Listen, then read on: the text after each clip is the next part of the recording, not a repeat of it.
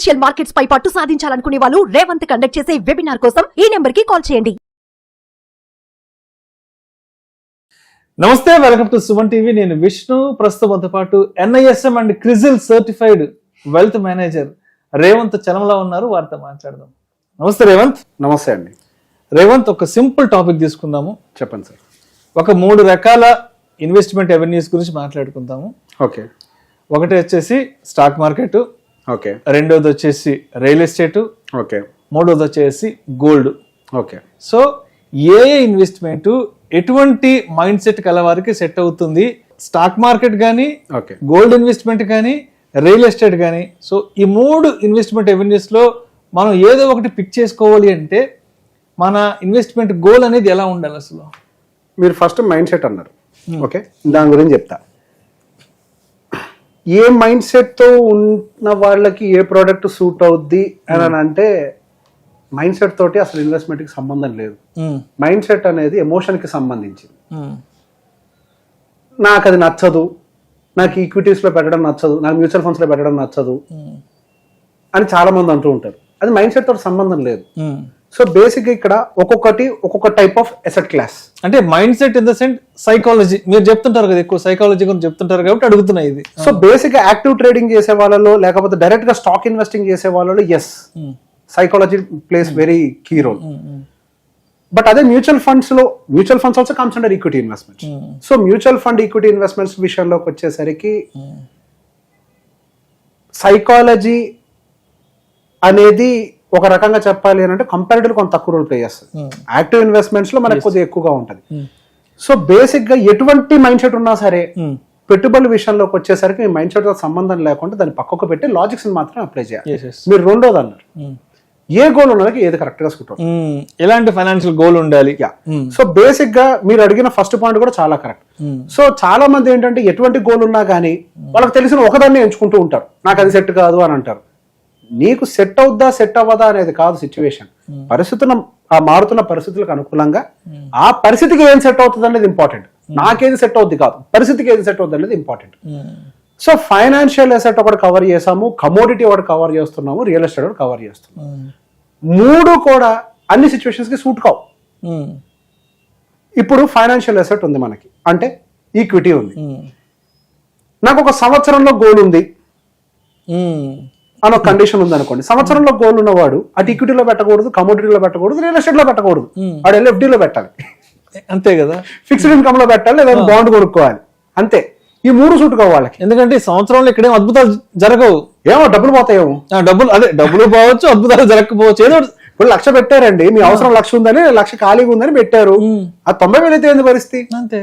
So అసలు సంవత్సరంలో goal ఉందన్న వాళ్ళు ఎట్టి పరిస్థితులు ఈ 3 జోలికి రావద్దు. ఈ 3 చాలా హై వాలటిలిటీ ఉంటాయి. అండ్ అసలు రియల్ ఎస్టేట్ అయితే సంవత్సరంలో కొనటమో కష్టమే, అమ్మటమో కష్టమే, 2 సాధ్యం కాదు. రైట్. సో ఏది సాధ్యం కాదు. సో బేసిక్ గా ఎప్పుడైనా ఆ సంవత్సరం గోల్ ఉన్న వాళ్ళు సైలెంట్ గా వెళ్ళిపోయి ఫిక్స్డ్ డిపాజిట్ లోనో లేదా బాండ్ కొనుక్కొని పెట్టుకుంటే వాళ్ళకి సెక్యూర్. అట్లా కాదండి, నాకు ఒక 5 సంవత్సరాల గోల్ ఉంది, కానీ 5 సంవత్సరాల గోల్లో కూడా మీకు ఏ టైప్ ఆఫ్ గోల్ ఉంది? మీ అమ్మాయికి ఫంక్షన్ చేయాలా, లేకపోతే మీరు ఏదైనా ఒక ఇల్లు కొనుక్కోవాలనుకుంటున్నారా? అపార్ట్మెంట్, ఇల్లు అంటే ఒక అపార్ట్మెంట్ కొనుక్కోవాలనుకుంటున్నారు. సో మీరు ఒక అమ్మాయికి ఫంక్షన్ చేయాలనుకుంటున్నారు అనుకోండి. అమ్మాయికి ఫంక్షన్ చేయాలన్న దాంట్లో బై డిఫాల్ట్ గా కొంతవరకు కమోడిటీ ఇంక్లూడ్ అయి ఉంటుంది, అంటే బంగారం.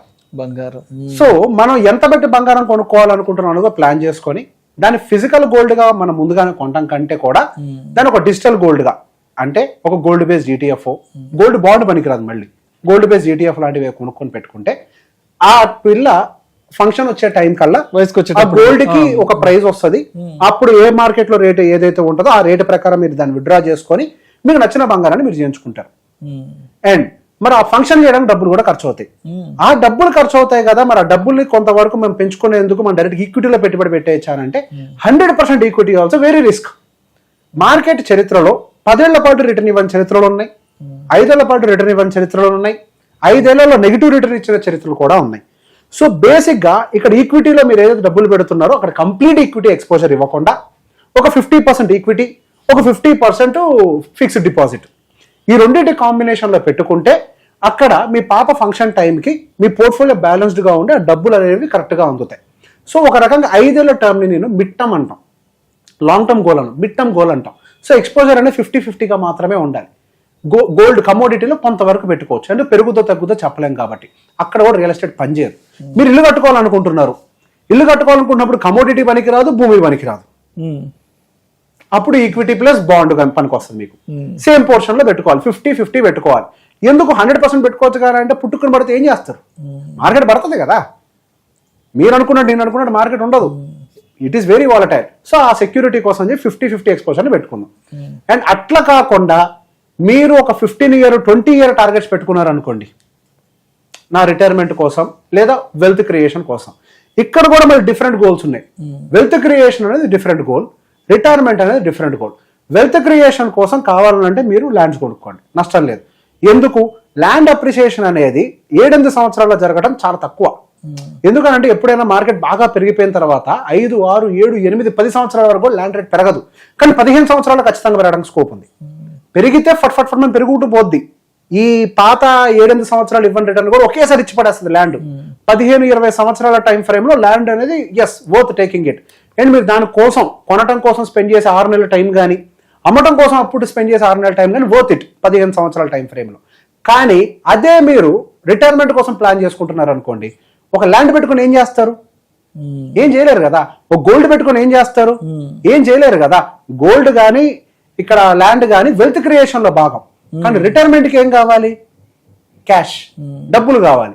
డబ్బులు మనకి ఈజీగా ఎక్కడ దొరుకుతాయి, ఎక్కడ లిక్విడేట్ చేయగలుగుతాం, ఏది ఇన్కమ్ క్రియేట్ చేయగలుగుతుంది, ఈక్విటీ అసెట్ క్రియేట్ చేయగలుగుతుంది.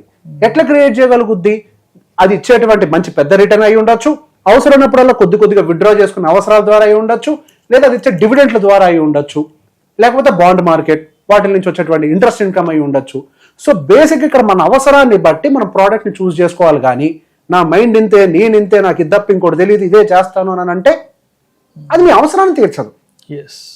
ఇప్పుడు నా కాల్ సైజ్ 9 అయితే నేను 9 నెంబర్ చెప్పేసుకోవాలి, అంతే కదా. 10 వేసుకుంటే లూజ్ అవుద్ది, 8 వేస్తే కాళ్ళకు కొరుకుద్ది, పెయిన్ అవుతుంది కదా.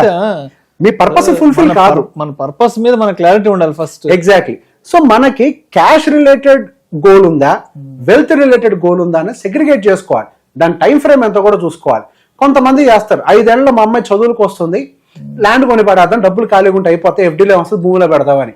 ఆ అమ్మాయి చదువులు వచ్చే టైంకి ఆ ల్యాండ్ అమ్మటానికి బయ్యర్ దొరకడు, మళ్ళీ అప్పు చేయాల్సి వస్తుంది కదా. ఆ సిచ్యువేషన్. ఇంకొకటి ఏమో చెప్పనా, మీరు దాని మీద ప్రేమ పెంచుకుంటారు, భూమి మీద. ఆ భూమి మీద ప్రేమ పెంచుకొని అమ్మాయి చదువును కాంప్రమైజ్ చేసిన కూడా చాలా మంది ఉన్నారు.